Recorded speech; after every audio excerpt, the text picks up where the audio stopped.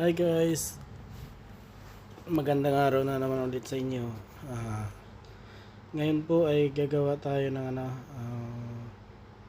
sample para naman to sa baby boy. Gamit natin dito acrylic na tray.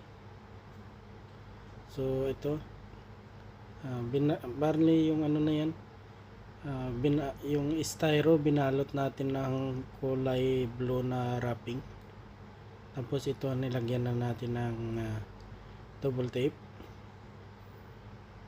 dahil dito tayo maglalagay ng chocolate. Ito ay magiging sample para sa isang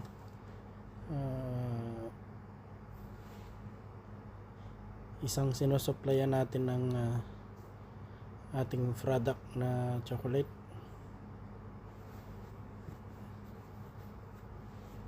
So ayan, gumawa rin tayo ng maliit na square dahil papatungan yan ng ating acrylic na square box na mayroong souvenir.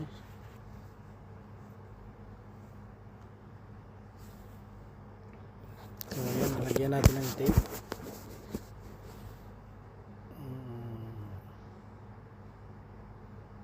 para mas madali lang siya madali siya tanggalin yung ilalagay natin dyan, hindi siya masyadong makapit dahil kung double tape yung gamitin natin, masyado siyang makapit, mahirapan na tanggalin yung kung sino man ang bibili. So ayan na nga, sinisetting na natin yung yung paglagay ng maliit na square box. Ayan, kunin natin muna yung empty na timbang para malaman natin kung ilang kilo na chocolate yung mailalagay natin dito. So ayan, nag-una na tayo ng sticker to na mayroong related sa baby boy, newborn baby boy.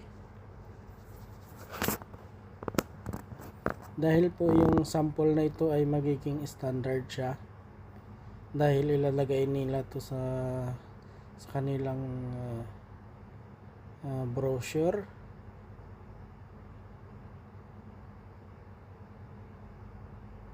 Kaya kailangan na gumawa tayo ng standard na arrangement.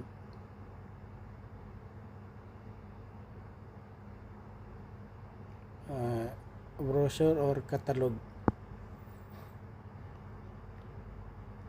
para sa order online. So ito, gumawa tayo, nagpagawa sila ng sample para sana magustuhan nila. So dito kailangan natin to ng idea, konting imahinasyon para sa paggawa ng design, para sa pag-ayos at pagsalansan ng mga chocolate.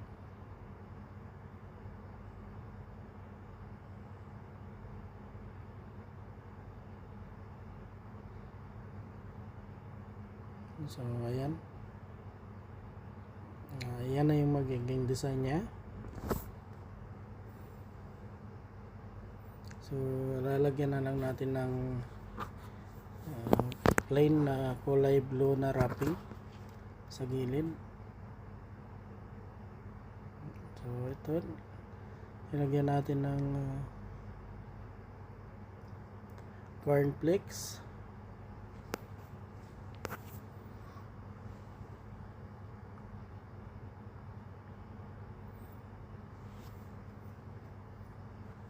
Ayan guys, ito ay simpleng lang to, arrangement, dahil hindi tayo gumamit ng cellophane para gawing cushion.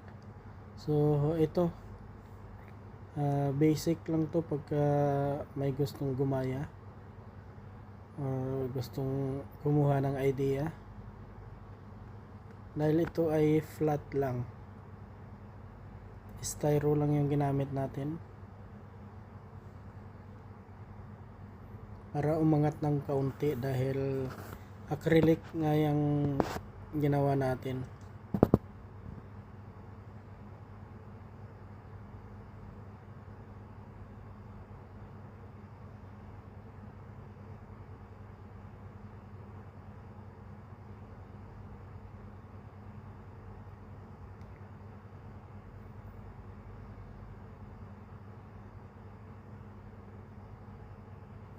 So ayan lang guys. Dapat ang pagsalansa natin ng chocolate ay pantay-pantay para naman maganda siya tingnan.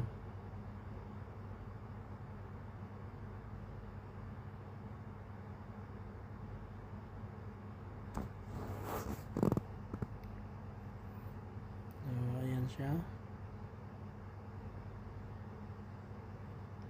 Medyo gandahan natin ang dating dahil nga ito ay sample at ito ay pag na-approve ay ilalagay nila sa kanilang brochure or catalog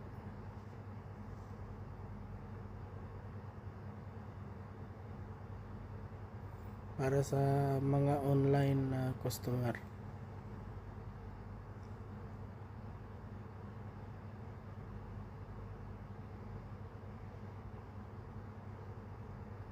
So ganun din sa kabilang side. Same lang siya na plain wrapping na blue pero ibang flavor to guys. So ayan, kailangan lang siyang ipantay para pagka tiningnan hindi naman masyadong bulky or hindi masyadong pangit tingnan.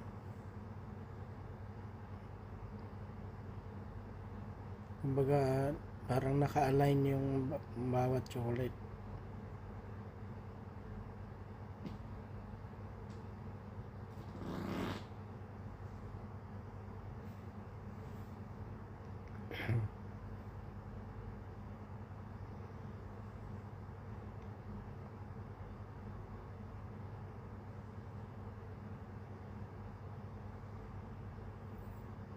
So dito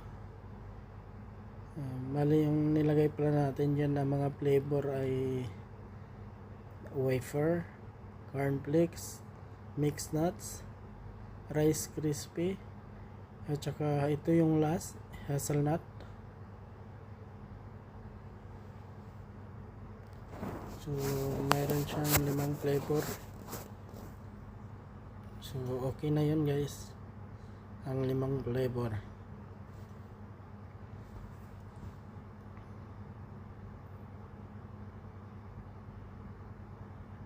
So ayan,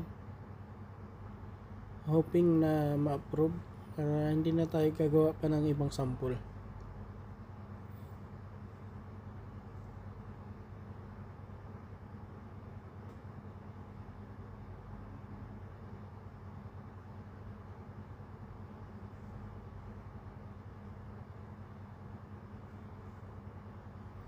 So ayan, bali ito lalagyan natin to ng mga ribbon.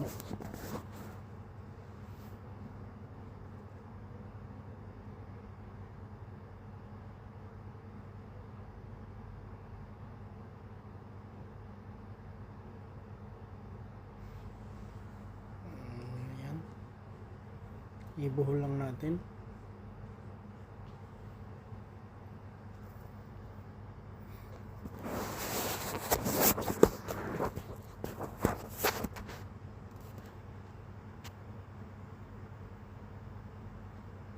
So yung pagkagawa natin ng ribbon ay basic lang, simplihan lang natin.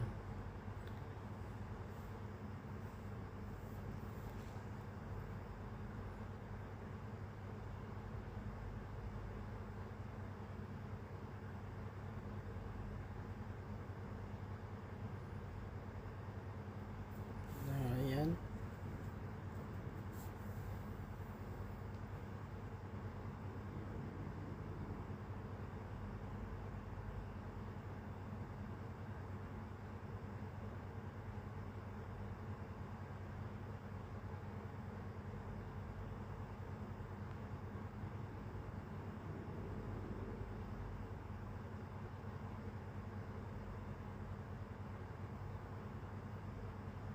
So ganun lang yung paggagawa natin ng ano. Ganito na yung paggawa natin ng ribbon.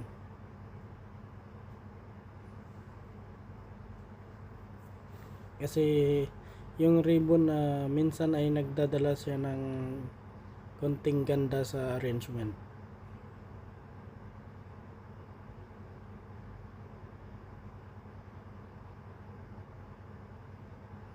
So ayan na. Ayan na yung finished product natin guys. So titimbangin ko kung ilang kilo.